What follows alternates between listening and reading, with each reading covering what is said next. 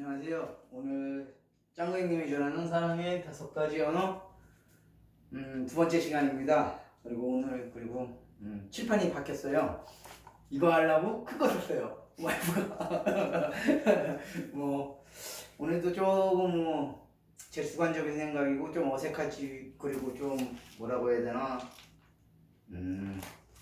주관적인 생각이기 때문에, 그러니까 딱히 이게 정답이라고는 할 수 없으니까 저도 제가 살아오면서 겪었던 이야기 중에 한 가지를 또 말씀드릴 거고, 그리고 그 다음에 한번 또 설명해주고, 그리고 이제 또 저도 이제 배워가는 입장이기 때문에 한번 책을 읽고 항상 같이 하는 노력을 해야 될 것 같고요. 일단 책을 읽을게요. 오늘 두 번째 시간 챕터 2, 사랑의 탱크를 채워라. 사랑이란 말은 가장 중요하면서도 혼동하기 쉬운 단어다. 세상에 사상가든 종교적 사상가든 사랑이 삶에서 중요한 역할을 한다는 대해서는 의견을 같이 한다. 수천 가지 책, 노래, 잡지나 영화에 사랑이라는 단어가 판을 치고 있다. 수많은 철학과 신학이 사랑을 중요한 주제로 다루고 있다. 심리학자들은 사랑을 받고 싶은 욕구가 인간의 가장 기본적인 정서적 욕구라고 결론을 지었다. 사랑을 위해서라면 산을 오르고 바다를 건너며 사막을 횡단하고 말할 수 없는 역경을 견딘다. 그러나 사랑이 없다면 같은 산도 오르지 못할 것이요, 바다도 건너지 못할 것이요, 사막도 횡단하지 못할 것이며 역경을 견딜 수 없을 것이 된다. 사랑이란 단어가 과거나 현재나 인간 사회에 널리 쓰이고 있다는 데 동의한다면 우리는 그 말에 가장 혼동되어 쉽게 사용하고 있다는 데도 동의해야만 한다. 사랑이라는 단어는 수천 가지 의미로 사용되고 있다. 우리는 핫도그를 사랑합니다. 고 말하고 곧이어 나는 어머니를 사랑한다. 고 말하기도 하고 우리는 수영, 스키, 사냥 등을 사랑하는 운동에 대해서 이야기도 하고 음식, 자동차, 집 등의 물건들을 사랑하기도 하며 개, 고양이, 심지어 애완용, 달팽이 등 사랑하기도 한다. 우리는 나무, 잔디꽃, 날씨와 같은 자연을 사랑하기도 하며 어머니, 아버지, 아들, 딸, 아내, 남편, 친구와 같은 사람들도 사랑한다. 심지어 사랑이라는 것 자체를 사랑한다. 이 모든 것이 혼동을 가져다 주지 않는다 할지라도 우리는 행위 설명하기 위해 사랑이라는 말을 사용한다. 그녀를 사랑하기에 나는 이것을 했다. 이 표현은 모든 행동에 사용된다. 한 정치인이 간음을 하게 되었는데 그는 그것을 사랑이라 부르며 반면 목사는 그것을 죄라 부른다. 알코올 중독에 빠진 남편을 둔 한 여인이 남편이 최근에 일으킨 문제를 수습하면서 그것을 사랑이라 부른다. 하지만 심리학자들은 그것을 상호의존 증세라고 부른다. 부모는 사랑이란 명목으로 아이들의 응석을 다 받아준다. 그러나 가족 문제 전문가들은 그것은 무책임한 양육태도라고 한다. 그럼 사랑하는 행위는 무엇이란 말인가? 이 책의 목적은 사랑이란 말과 관련된 온갖 혼동을 제거해주기 위한 것이 아니라 우리의 정서적 건강에 꼭 필요한 사랑에 초점을 맞추려 하는 것이다. 아동 심리학자들은 모든 아이가 정서적으로 안정되기 위해서는 충족되어야만 하는 어떤 기본적인 정서적 욕구가 있다고 말한다. 이러한 정서적 욕구 가운데 아이들은 누군가에게 소속되어 있고 꼭 필요한 사람이라는 것을 느끼게 해주는 사랑과 애정의 욕구가 더 중요한 것은 아무것도 없다. 아이들은 충분한 애정을 받음으로 책임감 있는 어른으로 성장할 것이다. 반면 사랑이 결핍된 아이들은 정서적으로나 사회적으로 문제를 겪게 될 것이다. 모든 아이는 내면에 있는 사랑으로 채워지길 기다리는 정서 탱크가 있다. 아이는 진정 사랑받고 있다고 느낄 때 그 아이는 정상하지만 그 아이가 탱크가 비어있을 땐 그 아이는 그릇된 행동을 하게 되고 수많은 아이들은 탈선의 빈 사랑의 탱크가 채워지기를 갈망하는 데서 비롯된다. 아동기와 사춘기의 전문가들의 정신과 의사 로스 캠벨 박사는 이 비유를 처음 들은 순간부터 좋아하게 되었는데 그것은 나도 전적으로 동감하기 때문이다. 나는 그 말을 들으면서 내 사무실에 찾아와 자녀들의 상담을 했던 수많은 부부를 생각했다. 그녀의 자녀의 내면에 있는 빈 사랑 탱크를 눈으로 볼 수 없지만 그 결과는 분명히 볼 수 있었다. 그들의 탈선은 그들이 느끼지 못한 사랑에 대한 잘못된 추구한 결과이다. 그들이 그릇된 장소에서 그릇된 방식으로 살아나고 있다. 나는 성병에 치료받고 있던 13살 먹은 애슐리라는 아이를 기억하고 있다. 그 아이의 부모는 완전히 좌절했다. 그들은 애슐리에게 분노하고 있었다. 그들이 학교에서 아이에게 성에 대해 가르치지 않은 것에 비난하고 있었다. 어떻게 이 아이가 이런 일을 할 수 있단 말인가? 그들이 묻고 있었다. 애슐리와 이야기하는 가운데서 그 아이는 자신이 6살 때 겪은 부모의 이혼 이야기를 들려주었다. 나는 아버지가 나를 사랑하지 않기 때문에 떠났다고 생각했어요. 라고 그 아이는 말을 했다. 어머니는 내가 10살 때 재혼했는데 그때 어머니는 사랑해줄 사람을 찾았지만 나는 사랑해줄 사람이 없었어요. 나는 사랑받기를 무척 원했어요. 그러다가 학교에서 이 아이를 만났어요. 그는 나보다 나이가 많았고 나를 좋아했어요. 나는 그 사실을 믿을 수가 없었어요. 그는 내게 친절했지요. 얼마 지나지 않아 그가 정말 나를 사랑한다고 느꼈어요.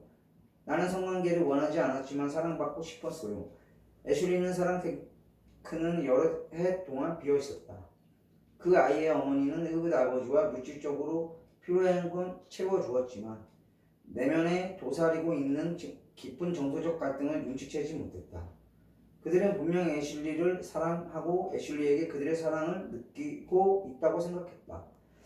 그러나 그들이 자신의 사랑을 애슐리의 제1 사랑의 언어로 표현하지 않고 있다는 것을 알았을 때는 이미 늦은 때였다. 그러나 사랑에 대한 정서적 욕구의 단순히 기적인 현상에 불과한 것만은 아니다. 그것은 정년기나 결혼 생활에서도 계속된다. 사랑에 빠지는 경험이나 그러한 욕구는 일시적으로 충족시키기는 하나 그것은 미봉책에 불과하다. 나중에 다시 언급하겠지만 제한적이고 일정 기간에 지속된다. 사랑에 빠지는 최고의 경험을 한 후에도 사랑에 대한 욕구는 인간적인 근본적인 욕구이기 때문에 다시 생기게 된다. 배우자로부터 사랑받고 싶은 욕구는 결혼에 대한 소원의 핵심이다. 최근에 한 남성이 내게 아내가 당신을 사랑하지 않는다면 집이나 차나 바닷가의 별장이나 그 밖에 좋은 것들이 무슨 소용이 있겠습니까? 라고 말했다. 그가 진정 무엇을 말하는지 아는가? 나는 무엇보다 아내로부터 사랑을 받고 싶습니다. 라는 것이다. 물질적인 것들이 인간의 사랑을 대신할 수 없다. 어떤 부인은 남편이 하루 종일 나를 무시하다가 잠자리는 같이 하기를 원합니다. 나는 그것이 싫습니다. 라고 말했다. 그 부인은 성관계를 싫어하는 것이 아니라 감정적인 사랑을 갈망하고 있는 것이다. 사랑을 구하는 부르짖음. 인간의 본성에는 다른 사람으로부터 사랑받기를 갈망하는 부르짖음이 있다. 고립은 인간의 정신이 황폐하게 만든다. 그래서 홀로 가두어 두는 것이 가장 잔인한 형벌로 간주된다. 인간의 심연에는 누군가에 친밀해지고 사랑받기를 받고 싶어하는 욕망이 있다.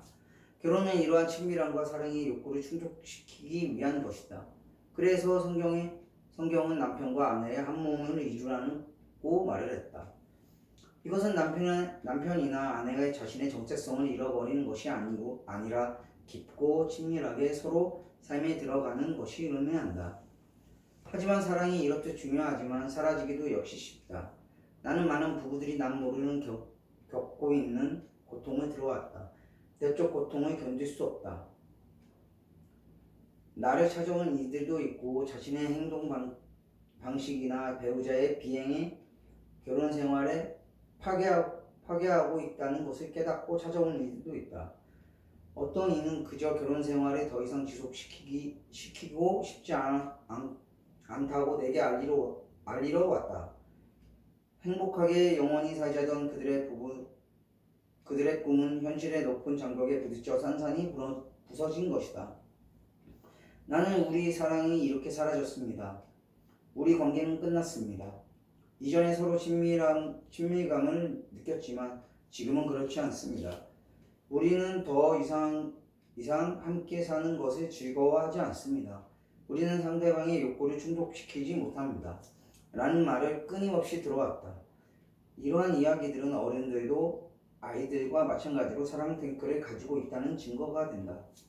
내면의 깊은 상처를 가진 부분은 감정적인 사랑의 탱크가 바닥까지 비어 있어서 그런 것이 아닐까? 탈선이나 거친 말이나 비판적인 태도가 빈 사랑의 탱크 때문이 아닐까? 이 텅 빈 탱크를 채울 수 있는 길은 찾을 수 있다면 결혼 생활에 다시 새로워질 수 있지 않을까? 사랑 탱크가 꽉 차면 부부들이 서로 차이점을 의논하고 갈등을 해결할 수 있는 감정 상태를 회복할 수 있지 않을까? 그 탱크가 결혼 생활의 정상화하는 열쇠가 되지 않을까? 나는 이런 질문들을 오랫동안 해왔다. 그러나 가운데 나는 이 책에 소개한 간단하면서도 강력한 통찰을 얻게 되었다. 이 여정은 40년간 결혼 상담을 통해서뿐만 아니라 미국 전역에 걸쳐 있는 수많은 부부의 마음과 가슴으로 이어졌다.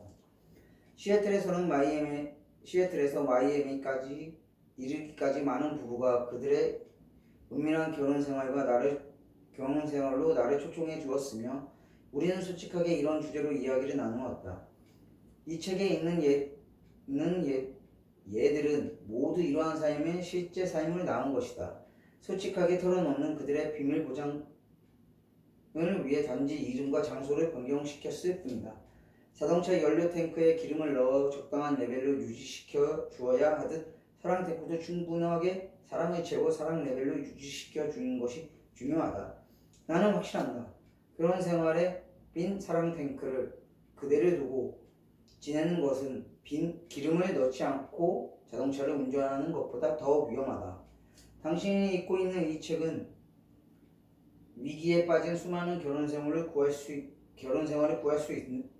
있으며 아름다운 결혼 생활로 이끌어줄 수 있다. 지금 당신의 결혼 생활이 어떠하든지 분명히 나아질 수 있다. 주의사항. 당신의 5가지 사랑의 언어를 이해하고 배우자의 1. 사랑의 언어를 구사하는 것을 배우면 상대방의 행동에 큰 변화가 나타날 것이다.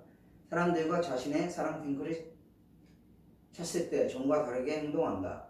그러나 5가지 사랑의 언어를 검토하기 전에 우리는 중요하면서도 혼란스러운 현상에 빠진 상태에서 행복감에 대해 먼저 이야기해야만 한다. 기네요.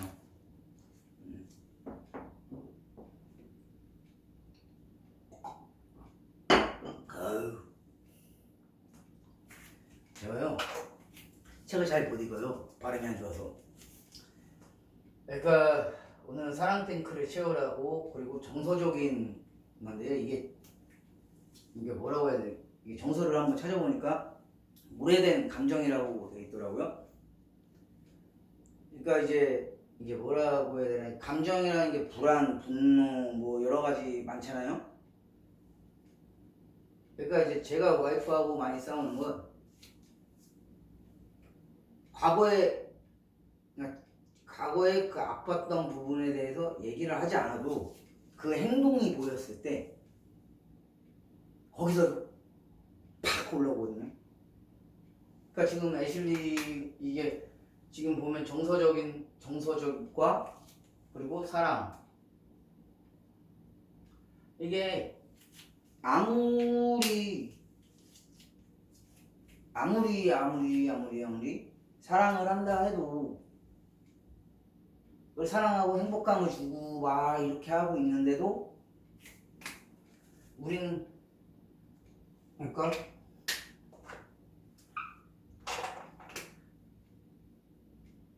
A라는 사람이 B라는 사람을 너무 사랑해요. 너무 사랑해서 하는데 그럼 둘이 다 사랑해갖고 결혼을 했겠죠. 결혼을 했는데 여기서 싸움이 문제가 되는 게 과거에 싸움이 일어나면 과거에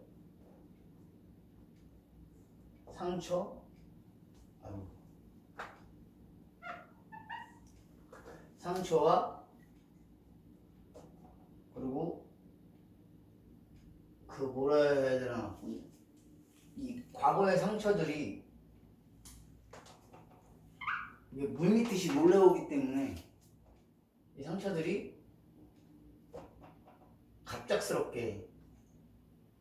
갑자기 들어와. 갑자기 들어와요. 이게 갑자기 모든 상처들이 갑자기 확 들어오기 때문에 상대방의 얘기가 들리지 않아요. 그건 누구나 마찬가지인 거고 저도 마찬가지인 거고 제 와이프도 마찬가지고 서로의 감정만 생각하고 있는 거예요. 전혀 상대방의 얘기가 들리지 않아요. 그리고 아까 이 책에 나왔던 애슐리라는 아이도 마찬가지적으로 아빠가 자기를 사랑하지 않아서 떠났다고 생각하기 때문에 결핍이 된 거거든요. 그러니까 엄마가 충분히 아이한테 아빠가 그래서 떠난 게 아니고 엄마랑 이렇게 그냥 뭐 사이가 너무 안 좋아서 떠났다 계속 구속적으로 6살부터 10살까지라면 4년이라는 시간 동안 아무리 혼자 사는 게 힘들었겠지만 아이한테 조금이라도 설명을 해줬으면 그 아이가 그런 생각을 하지 않았겠죠. 그리고 엄마는 그 사랑을 찾아서 떠났지만 아이는 혼자잖아요. 근데 그 새로운 사람들도 아이한테 조금만 더 신경을 쓰고 조금만 더 아무리 신경 쓴다 해도 원래 아빠의 빈자리는 채워줄 수는 없어요.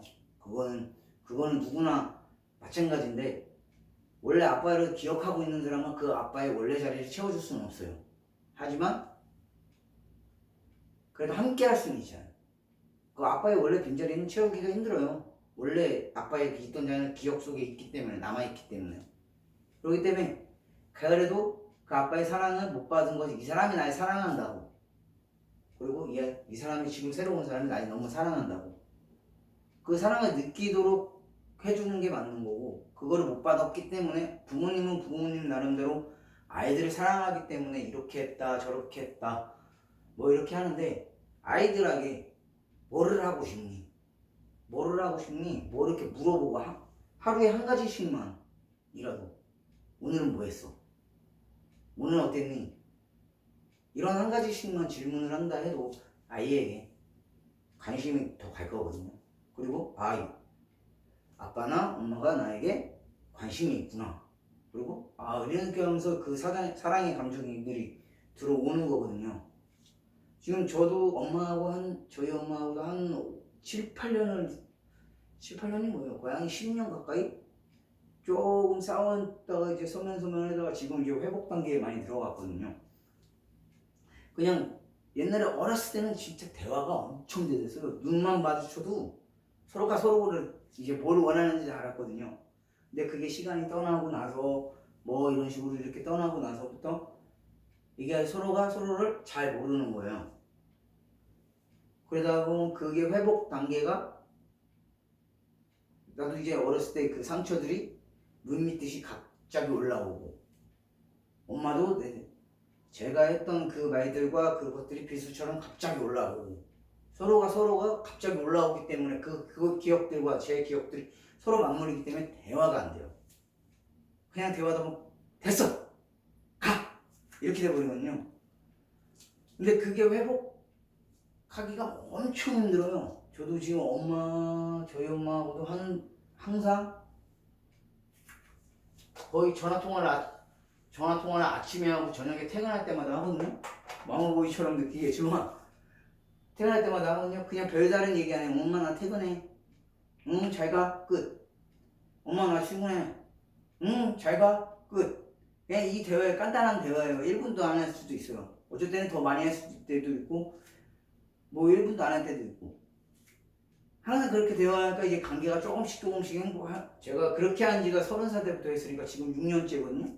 출근할 때마다 전화를 한 게. 계속 꾸준하게 그렇게 계속 아침마다 전화하고 뭐하고 이렇게 뭐 어디 아파? 뭐 이런 식으로 말 한마디 물어보고. 그러니까 6년 동안 전화하니까 엄마가 전화 안 하면 서운하대요. 그러니까 근본적으로 이제 관계가 어느 정도 이제 회복이 되고 이제 눈만 봐도 대충 뭘 원한다 안 원한다 예전의 관계처럼 회복이 된 거거든요. 지금도 아직까지는 회복 단계가 더 필요한 거고 그러니까 제가 이제 부모한테 사랑을 받는다는 것을 다시 한 번 더 느끼게 됐을 때 그리고 그러면 제 와이프한테 좀 더 잘하거든요. 그리고 또 제 와이프한테 좀 더 사랑을 더 잘할 수 있고 더 많이 하고 와이프도 마찬가지로 부모님한테 사랑을 느꼈을 때 다시 한 번 더 뭐 부모님들을 만나거나 부모님들한테 만났을 때 사랑을 느끼면 저한테 대하는 게 또 달라져요. 그러니까 서로가 서로를 사랑하고 있으면서도 서로 둘이 있을 때도 싸울 때도 있고 뭐 할 때도 있지만 이게 부모님한테 사랑을 받았다고 느꼈을 때랑 저도 제 부모님하고 사랑을 받았을 때 느꼈을 때 배우자에게 하는 행동이 달라져요. 이게 정말 달라지거든요. 이게 오랫동안 묵혀있던 감정들이 있기 때문에 이게 아무리 치유가 되고 치유한다고 진짜 해도 정말 쉽지 않거든요. 저도 어렸을 때부터 지금까지 이제 엄마의 행동을 쭉 보고 엄마가 뭐 그러다 말하다가 아니고 그 안에서 엄마의 행동은 이제 잘한 거예요. 남이 봤을 때도. 근데 그 안에서 제가 살았을 때는 정말 힘들었던 거죠. 근데 그게 나중에 됐을 때 폭발이 돼버리는 거죠. 나도 걷잡을 수 없이 서로가 서로의 관계가 나빠지는 거고 그게 나중에 바로 얘기 터져 나와서 이게 정서적인 욕구라는 거는 어차피 사랑이에요. 부모님한테 받은 사랑과 그러니까 부모님한테 받을 사랑을 남한테 요구하는 거거든요. 이제 그 충족하기 위해서 책에서 나왔듯이 그렇게 사랑을 못 받은 상태, 그러니까 사랑을 충분히 받았지만 자기가 느끼지 못했던 제1의 언어를 못 알아들었을 때 못 받았잖아요. 충족하지 못했잖아요. 그걸 배우자한테 바꾸고 싶어 하거든요. 저도 마찬가지예요. 저희 엄마가 저한테 못해주는 그 모든 행동들과 모든 것들을 제 배우자한테 받고 싶어 하거든요. 제 배우자도 마찬가지로 그런 행동과 사랑을 받고 싶어 해요. 그러니까 이게 사랑 탱크를 채워라 이 애초에 자체에 이게 이 5가지 언어를 들어봐야 다 들으면 이게 어느 정도 채워지겠지만 정말로 이게 5가지 언어를 받고 이제 이해하고 몸소 실천하고 하지 않는 이상은 탱크가 절대 차지 않아요. 찼다가 내려오고 무한반복. 그러다가 자식이 태어나고 뭐 하다 보면 다시 원점. 그대로 나는 저하고 배우자와 저는 그냥 원래 여기까지 사랑 탱크가 있다면 탱크가 여기서부터 여기까지 있다면 이제 여기까지 어느 정도 차오르다가 여기서부터 차오르다가 한 번의 부딪힘으로 해서 그 정서적인 욕구 그리고 상처들이 한순간에 다시 바닥 곤두박질치는 거거든요. 그렇기 때문에 항상 원점이에요. 원점. 그러니까 말 그대로 사랑의 언어를 한번 인정하는 말, 함께하는 시간, 선물, 봉사, 그리고 스킨십. 이것들을 통해서 다음 시간대에 이제 그렇게 배울 건데 저도 배워야 되고 그 시간을 통해서 한번 진짜로 이 끝까지 풀로 100%가 되게 한번 채워보도록 했으면 좋겠습니다. 되게 저도 이거 정서 탱크 채워라 사랑의 채워 이거 뭐 이거를 채워라 했는데 되게 어렵더라고요. 이거 제 처음에 좀 잘 이해도 안 가고 그리고 뭐 아까도 스킨십도 얘기가 나왔지만 남자는 바로 가능해요. 솔직히 뭐 남자분들은 다 알겠지만 여자들은 조금 또 이제 남자하고 좀 인체 구조가 다르기도 하고 뭐 이래서 또 다른 거고 그래서 이 여자분의 말처럼 그런 거고 진짜 감정적인 사랑이 표현이 필요한 거고 감정적인 부분도 굉장히 많이 필요하고 그리고 여기서 그러니까 스킨십도 가장 중요한데 이제 여기서 이제 그 상대방이 원하는 스킨십이 있고 제가 원하는 스킨십이 있단 말이에요. 그것도 잘 적당하게 잘 유지해서 관계를 갖는 것도 나쁘지 않는 거고 제일 좋은 거는 어찌됐건 지금 이제 사랑의 언어를 이제 다음 시간대에 배우면서 서로 좀 알아가고 좀 더 뭐라고 해야 되나 좀 더 이제 노력해서 서로 배우자와 저와 또 서로 이제 부부끼리의 너무 이제 넘치는 사랑을 한번 경험해 보았으면 좋겠습니다. 오늘은 짧고 굵게 다음 시간에 할 거고요. 그리고 이 책을 보기 전에 그리고 이제 오늘 주제가 하필이면 정서 탱크를 채우라인데요. 그 제가 올린 거 중에 이제 분노 신호등이라고 있어요. 그걸 보면 자녀한테 어떻게 행동하는지 그것들이 상세하게 나와 있고 그게 정말 보면은 좀 도움이 많이 되거든요. 이거랑 같이 함께 좀 읽어보시면 굉장히 도움이 될 것 같거든요. 한번 보시고 한번 읽어보셨으면 좋겠습니다. 오늘은 들어가 보겠습니다. 다음 시간에 뵙겠습니다.